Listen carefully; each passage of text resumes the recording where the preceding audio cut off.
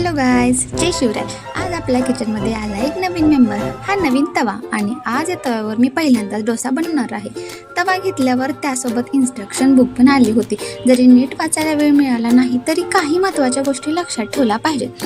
डोसा बनवताना gas medium हीटवर ठेवावा आणि हो, हा तवा घासण्यासाठी नेहमीच्या भांड्याचा स्क्रबर वापरू नका। यासाठी वेगळा सॉफ्ट स्पॉन्ज वापरणं जास्त चांगलं। चला तर मग आता बघूया माझा पहिला डोसा कसा होतोय। सगळ्यात आधी गॅस चालू केला आणि तवा गरम होतोय का ते पाहिलं। आणि हो, इथे मी थोडी जास्तच उत्सुक झाले होते। आता इथे मी एक छोटीशी घाई केली। खरं तर आधी पाण्याचा शिडकावा करायचा असतो, पण थोडंसं तेल पसरवायचं, पण मी आधी तेल लावलं नंतर पाण्याचा शिडकावा केला। तुम्ही मात्र माझ्यासाठी चूक करू नका बरं का। आणि आला तो क्षण नवीन तव्यावर माझा पहिला डोसा।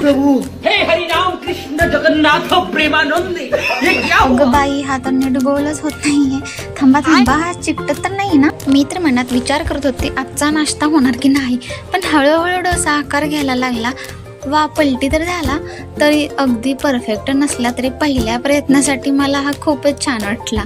आणि मग काय, एक डोसा, 2 डोसे, 3 डोसे, आता तर माझा आत्मविश्वास पण वाढायला लागला होता।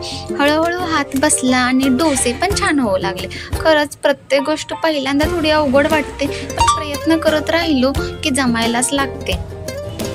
मग आता तुम्ही इथे बघू शकता की आता पहिला एक डोसा थोडासा कसं तर स्प्रेड झाला होता, व्यवस्थित स्प्रेड झाला नव्हता, पण दुसरा तिसरा डोसा हा व्यवस्थित स्प्रेड झाला आहे।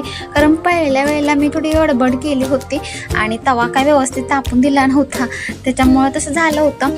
तर सेकंड टाईम पण तुम्ही दरवेळेला पाणी स्प्रेड करायचं आहे आणि थोडंसं पुसून द्यायचं आहे पाणी स्प्रेड केलेलं, आणि नंतर तेल वगैरे लावायची काही गरज नाही। हां, जर तुम्हाला वाटत असेल थोडंफार लावायची गरज आहे तर तुम्ही नंतर थोडंसं लावू शकता। पण नंतर काय, ह्या जे पॅन आहे म्हणजे नॉनस्टिकी पॅनला, त्याला नंतर ऑइल लावायची काही गरज नसते। तो व्यवस्थित इथं पसरून वगैरे नंतर व्यवस्थित प्रकारे निघलं जातं। पण पहिल्यांदा कसं असते ना, थोडंसं तवा आपण गरम जास्त होऊन देत नाही, लगेच घाई करतो टाकायची, त्याच्यामुळे तो चिकटून बसतो। तिथे तसं न करता तरी पण थोडंसं अजून पण चिकटतच होतं, दुसरा तिसरा असल्यामुळं थोडंसं नॉर्मली चिकटत होतं। बॅटर थोडंसं घट्ट झालं होतं, तर तुम्ही व्यवस्थित त्याच्यामध्ये अजून थोडंसं पाणी टाकून व्यवस्थित प्रकारे करून घेऊ शकता। आणि हा बघा, गरमागरम डोसा सोबत चटणी आणि बटाट्याची भाजी। आणि शेवटी आपल्या छोट्या परीने पण डोशाला अप्रुव्हल दिलं। तुमचा नवीन तव्यावरचा पहिला डोसा कसा झाला होता कमेंटमध्ये नक्की सांगा।